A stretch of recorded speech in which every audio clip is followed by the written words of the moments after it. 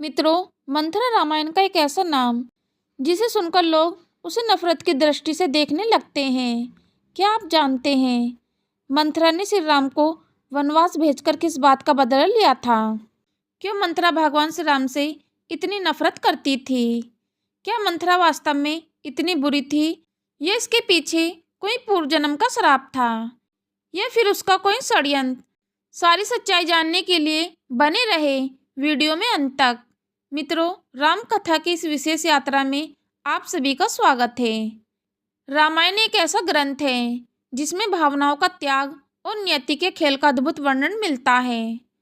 बात उस समय की है जब अयोध्या में उत्सव का माहौल था। महाराजा दशरथ अपने ज्येष्ठ पुत्र राम का राज्याभिषेक करना चाहते थे, लेकिन तभी एक ऐसी पात्र का प्रवेश होता है जिसकी कुटिल बुद्धि ने इतिहास की धारा बदल दी। अयोध्या की गलियां सजी हुई थी। महाराजा दशरथ ने वृद्ध अवस्था को देखते हुए राम को युवराज बनाने का निर्णय लिया था। प्रजा खुश थी। माता कौशल्या और सुमित्रा आनंदित थी। यहाँ तक कि रानी कैकेयी भी, जो राम को अपने पुत्र भरत से भी अधिक प्रेम करती थी। इस समाचार से वह बहुत प्रसन्न थी, लेकिन महल की एक अटारी से कोई इस दृश्य को घृणा से देख रहा था। वह थी मंथरा, कैकेयी की कुब्जा दासी। मंथरा केवल एक दासी नहीं थी, वे कैकेयी के साथ उसके मैके से आई एक दासी की तरह थी। जब उसने सुना कि कल सुबह राम का राज्याभिषेक है, तो वह खुशी से नहीं बल्कि क्रोध से भर गई। वे कैकेयी के कक्ष की ओर दौड़ी। मंथरा ने कैकेयी को सोते हुए पाया। उसने चिल्लाकर रानी को जगाया, उठो भागनी, तू सो रही है और तेरे सिर पर विपत्ति का पहाड़ टूटने वाला है। कैकेयी ने मुस्कुराकर पूछा, क्या बात है मंथरा? क्या मेरे राम का राज्याभिषेक टल गया है? मंथरा ने कड़वाहट से कहा, वही तो विपत्ति है। दशरथ ने छल किया है भरत को ननिहाल भेजकर। चुपचाप तरीके से राम को राजा बना रहे हैं। शुरुआत में कैकेयी ने मंथरा को डांटा।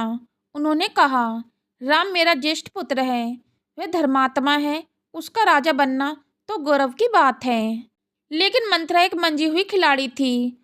उसने कैकेयी की ममता और भविष्य के डर को हथियार बनाया।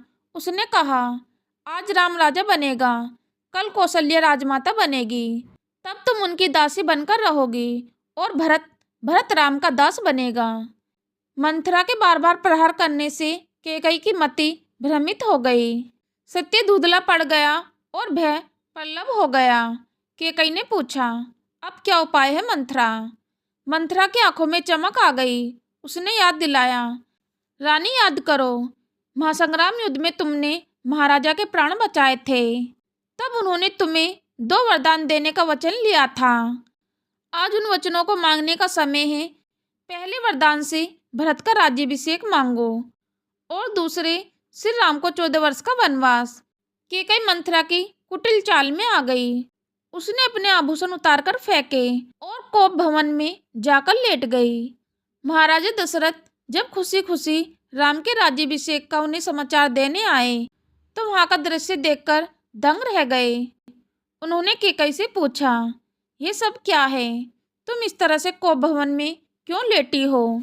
तब कैकेयी ने कहा, महाराजा, तुम्हें याद है, एक बार तुमने मुझे 2 वरदान मांगने को कहा था।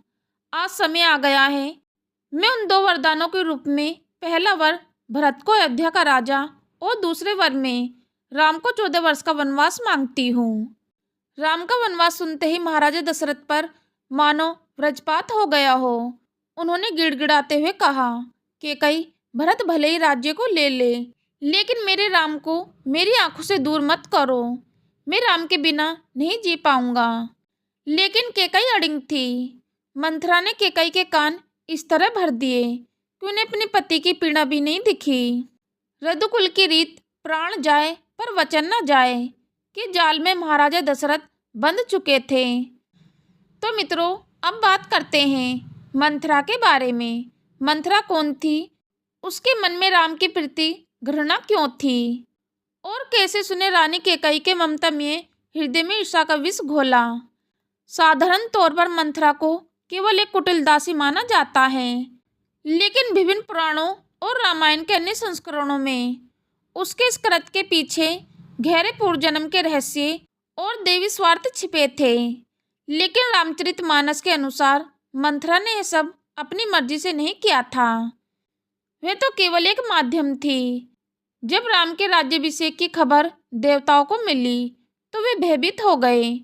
वे जानते थे कि अगर राजा राम बन गए तो वे अयोध्या छोड़कर कभी नहीं जाएंगे और रावण का वध कभी नहीं होगा। इसलिए सभी देवताओं ने माता सरस्वती से प्रार्थना की। तब माता सरस्वती मंथरा की जिह्वा पर बैठ गई और उसकी बुद्धि फेर दी। यानी मंथरा का स्वार्थ असल में देवताओं का स्वार्थ था, ताकि रावण के वध का मार्ग प्रशस्त हो सके। तो दर्शकों, क्या मंथरा वास्तव में बुरी थी? उसकी बुद्धि को देवताओं ने फेरा था ताकि रावण के वध का मार्ग प्रशस्त हो सके। यदि राम वन न जाते तो असुरों का संहार कैसे होता? मंथरा तो निमित्त मात्र थी, लेकिन उनका नाम रामायण में कुटिल षड्यंत्रकारी के रूप में दर्ज हो गया।